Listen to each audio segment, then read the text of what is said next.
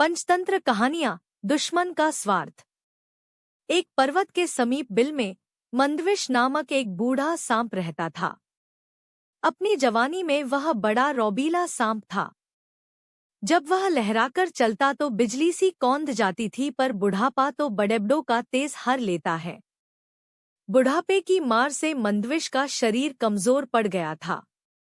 उसके विषदंत हिलने लगे थे और फुफकारते हुए दम फूल जाता था।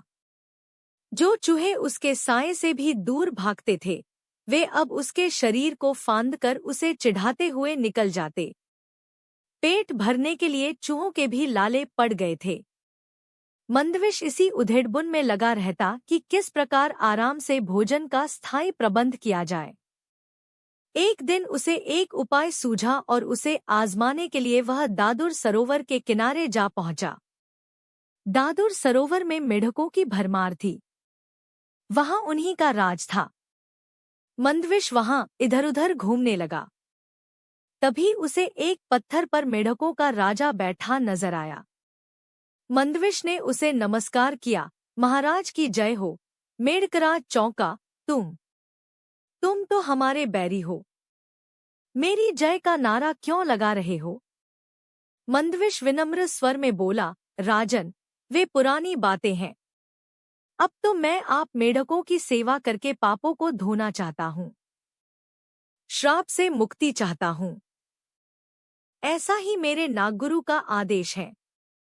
मेढकराज ने पूछा, उन्होंने ऐसा विचित्र आदेश क्यों दिया? मंदविश ने मनगढ़ंत कहानी सुनाई। राजन, एक दिन मैं एक उद्यान में घूम रहा था। वहां कुछ मानव बच्चे खेल रहे थे। गलती से एक बच्चे का पैर मुझ पर पड़ गया और बचाव स्वभाववश मैंने उसे काटा और वह बच्चा मर गया। मुझे सपने में भगवान श्री कृष्ण नजर आए और श्राप दिया कि मैं वर्ष समाप्त होते ही पत्थर का हो जाऊंगा। मेरे गुरुदेव ने कहा कि बालक की मृत्यु का कारण बन मैंने कृष्णजी को रुष्ट कर दिया है, क्योंकि बालक कृष्ण का ही रूप होते हैं।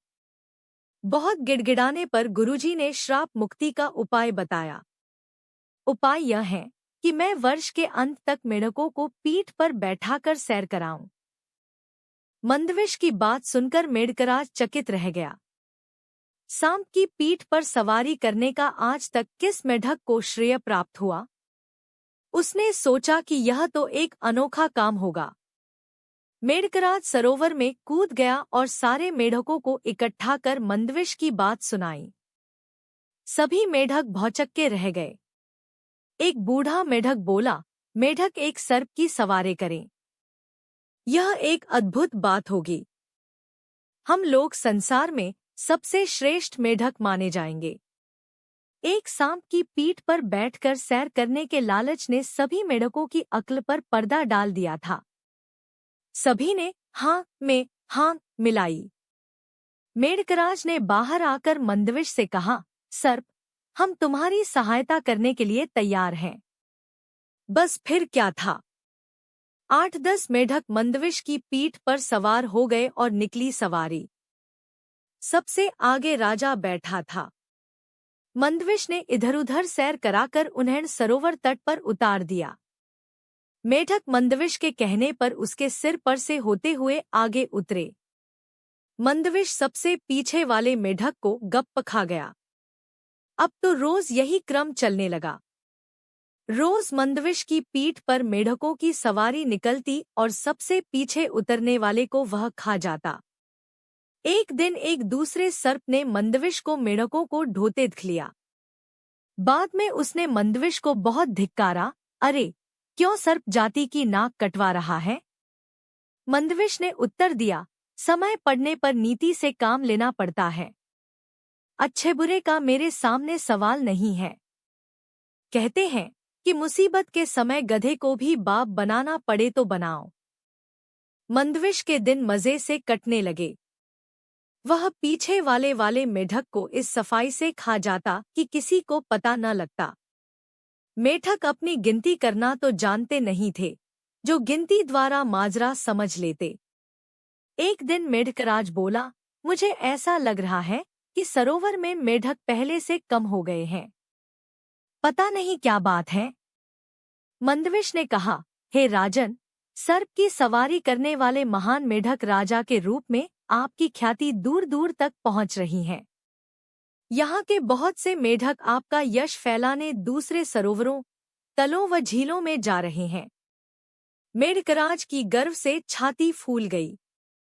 अब उसे सरोवर में मेढकों के कम होने का भी गम नहीं था।